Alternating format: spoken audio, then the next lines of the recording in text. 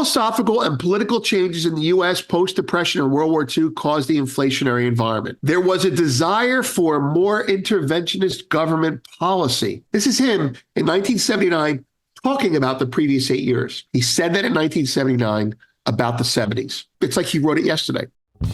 Welcome to the Morning Markets and Metals with Vince Lanci, where each day he brings you the precious metals and financial news to get you ready for your day. And now, here's Vince. Good morning, everyone. I'm Vince Lanci. This is the morning meeting. Today, we're going to talk about miners and parallels, how I think a good way to look at these markets are. Is it the 70s? Is it the 40s? Is it the O's? I think we have a handle on that now. We're also going to discuss, Fred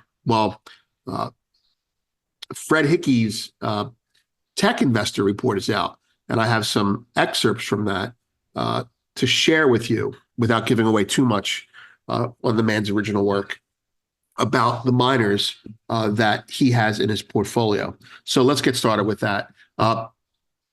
And we'll do the markets first.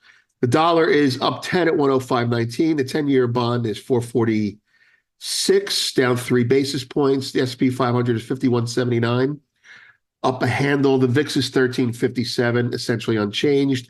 Gold is 23.15, down 10 and change, near the lows of the night. I have a comment about that. Silver is 27.29, down 13 cents. That's not much. Copper is down 2.5 cents at 4.54. WTI is down 39 cents at 78.60. Natural gas, which has been my thing on my radar in these conversations for the last 2 weeks, is now above that channel. Been working there for a while. So you should look for interest on the buy side now. Dips should be bought approaching that channel. You want to buy rallies, that's up to you. Bitcoin 63,822, up 1%. Ethereum 3088, up 25. So those markets are stabilizing because the grayscale finally has some inflows going back into it. And for better or worse, the Hong Kong ETF is launched. Platinum and palladium are mixed. There's a battle there now. Palladium is now above, had a big day yesterday at 974, down $4 today. Platinum is 952, up 50 cents. So it's on everyone's radar now. Anyone who trades metals seriously on the physical side is looking at those going, I see this, what is my opinion? And opinions are creating trades.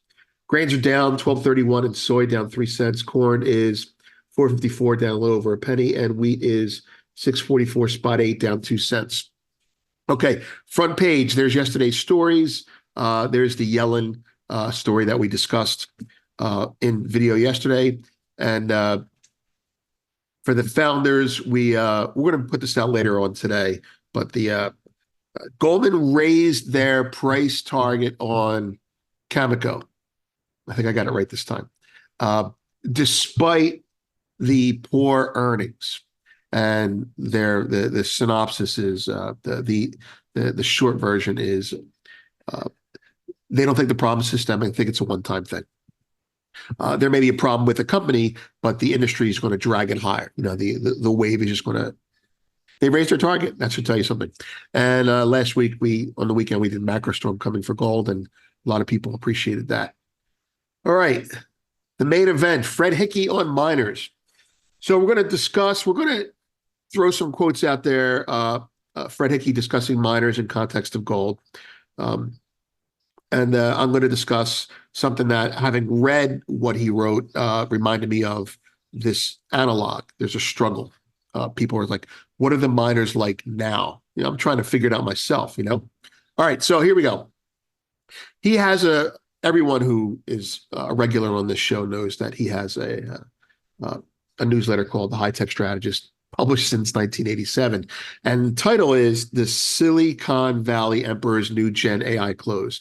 And the gist of that is AI is a bubble, right? I mean, I'm really simplifying it. It's a very well-written piece, obviously. He's been doing it. He knows what he's doing.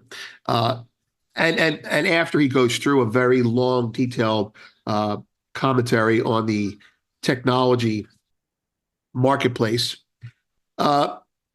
he then goes into his mining portfolio with a couple comments about gold beforehand. So when I read this, lucky enough to get a copy, excuse me, I have been, accumulating information. What are the mining stocks like? I'm getting more familiar with miners. And in terms of price action, there's no parallel, meaning their valuations are lower than they've ever been before. So it's not the 70s, right? The 70s miners rallied before their costs went up. Now their costs are up and they're not rallying. It's not like the O's, they're even cheaper than the O's. So, but there are other similarities for the 40s, the 70s, and the O's that matter. So I'm going to share one parallel that I see, and that's the bigger picture parallel, and share a little bit of what Fred sees in his. Okay, so the overlap for gold and mining stocks currently has a mixed historical parallel. This is my writing. Part of the situation, the zeitgeist and monetary policy situation, is much like the 1970s. The other part, the market dynamics, are very much like the O's. Maybe the valuations aren't, but the market dynamics are. And that's what Fred points out. So quickly, I'll give you the policy parallel. The ideological backdrop and monetary policy that is a result of that ideology is extremely similar to the 1970s. Now, excerpts from the above, below, the pictures below paper confirm this. Now, this is a paper called The Anguish of Central Banking. Here, I'll show you what that picture looks like. Now, I read that. It seems kind of a self-serving statement, how anguished we are. But this paper is a lecture from none other than Arthur Burns, who presided over the monetary slop that was the 70s. And he was doing many things in this lecture, but one of the things he did do is very well, I think, was point out the problems that made him compromise his principles. And I'm going to read those to you. These are paraphrases or quotes of his words in 1979. And when I say them, you'll go, oh my God. All right. Philosophical and political changes in the U.S. post-Depression and World War II caused the inflationary environment. Okay. You could just substitute post-Great Financial Crisis for that. All right. There was a desire for more interventionist government policy. This is him in 1979 talking about the previous 8 years, which became reflexively embedded in societal expectations. I'll add a little color to that. The desire for more interventionist policy was people were struggling and the government was increasing its social safety net and the welfare state, which became reflexively embedded in societal expectations, meaning people became more accustomed to handouts and less interested in working. Well, let's check this out. Well-intentioned environmental policies added to the inflation. I kid you not. He said that in 1979 about the 70s. It's like he wrote it yesterday. Entitlements diminish the work ethic of the labor force. Speaks for itself. We're not even there yet, but we're getting there. But again, he could have said that yesterday. This one's a good one too.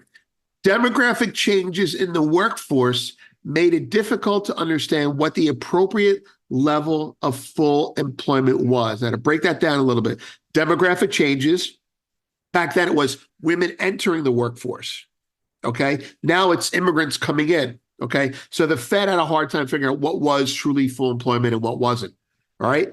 Big deal, really messes with your metrics on monetary policy. And here's the kicker. I'm basically quoting this. Ultimately, central banks cannot stop politically driven inflation. They have the tools, but not the will. So the key phrase is politically driven inflation.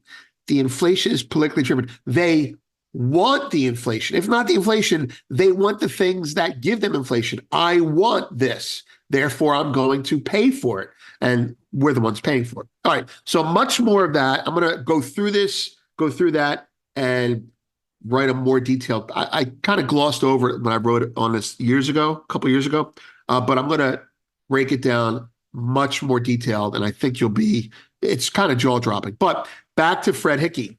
As a segue to those ideological reasons, here's Mr. Hickey citing his reason for the gold bull market.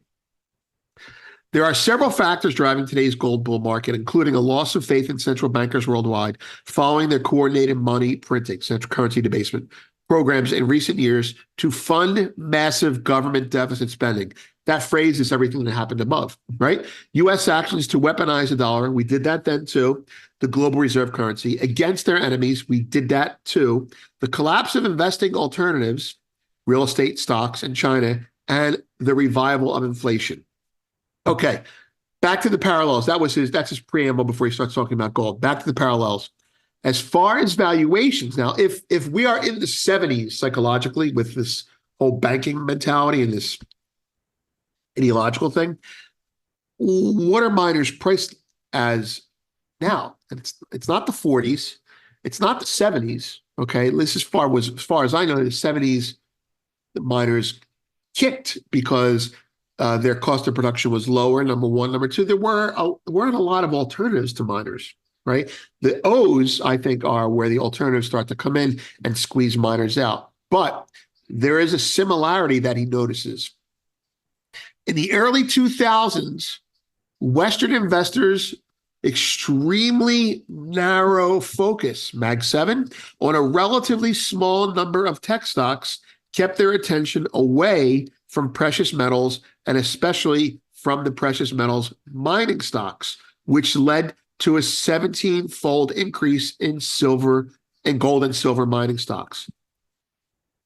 This is 100% true. Now, there's a section here where he says, away from precious metals and especially from precious metals mining stocks. See this here? United States people are not investing in precious metals outside of you or me. The ETF flows tell you that. Gold is not up because of U.S. buying. It's up because everyone else is buying, okay? U.S. investors are not putting their money into metals. And if they're not putting their money into metals now, they're not putting their money into mining stocks as well. So he's saying the parallel is you had a market that was rallying on a very extremely narrow breadth, the Nifty 50 in the older days, the tech stocks, the dot-com boom in the O's, and call it the AI or the Mag 7 now. And that led to a 17-fold increase in gold and silver mining stocks. All right. So here he goes. He goes into, I'll say a little bit more. The rapid rise in the price of gold to record levels is expanding miners' profit margins dramatically, though most of that impact won't be seen until they report Q2 results in July and August. There was about a $100 positive impact from higher average realized gold prices in Q1, but the average price in April, with 2 more months to go in Q2, is around 2,600, 260, I wish, 260 higher than in Q1. He discusses that part in much more detail, really in the technological area, because what he's talking about is the tech bubble is too high compared to the mining stock. So that's one side of it. And then he goes on, as you'll see below, conference call comments from Newmont and Agnico Eagle last week, two of the biggest gold miners, indicate that the cost inflation they had experiencing is now stabilizing, which is also very positive for their margins. I threw a couple of charts in there. As the chart below shows, gold equities have rarely been this cheap in the past 40 years. Who said that? The FT said that. So the FT, which is still good, but mainstream, said that. So he'll also add, he said, I'll also add that they're about to report blowout margins, free cash flows, and earnings results in coming quarters, assuming the gold price remains near where it is today. So, and then he goes into his report. So without further delay, here are updates for several of my biggest miner positions that reported results last month. Alamos set up for a Q2 earnings leap. Barrick production results and trouble in Mali. Two things. Newmont That's an obvious one. Agnico Eagle, the company with a proper mindset. West Dome Q1 production, Mag Silver production results, Silvercrest Metals production results. And we have a little bit more of that. We're not going to give away the show there because, the man earns his living off of that. But we'll give you a little bit more insight, a synopsis of it. And it's phenomenal. I'm looking to learn more about miners, right? Well, this is I have the big picture down. Maybe I'm wrong, but at least I think I'm right. But we have to find out more about the miners now. And this has been very helpful. All right, in the news, Citigroup describes the consumer behavior as a two-tiered market, people that are spending and people that aren't. U.S. aviation safety regulators have opened their second investigation into Boeing this year. Were there any survivors on the whistleblower side? Global trade growth is set to more than double this year as inflation eases and a booming economy helps drive activity. That would mean inflation is coming back. We'll figure that out later. Geopolitics, Israel went into Rafah, airstrikes, possibly on the ground, and Hamas pushed back saying, we tried to agree, it's kind of like a late to the party agreement thing. So it's a debate as to what's going to go in there. But I have plenty of details on that here. And finishing up, the data today is consumer credit at 3 p.m. and more speakers today. That's right. So again, this week is not a big data week, but it's a big speaker week. We also have BMO's Capital Markets, Global Commodities, Metals Brief, which is a very good recap, very dry, very good recap. And I'll have some more excerpts from Fred Hickey's report. Nothing too revealing, though. I'm Vince. Have a great day. Thanks for watching this morning's Markets and Metals Update with Vince Lanci. Brought to you each day by Miles Franklin Precious Metals, where this week's special is 1 ounce gold Australian Kangaroos for only $59 over spot. Gold Australian Kangaroos are one of the coins coming from one of the 6 sovereign mints, and with the gold price pulling back recently, you can get your Australian Kangaroos at only $59 over spot by emailing arcadia@milesfranklin.com or calling 833-326-4653. Please note that this video is not intended as legal licensed financial trading advice and is to be used for informational purposes only. Please contact your financial advisor before making any decisions, and thanks for watching.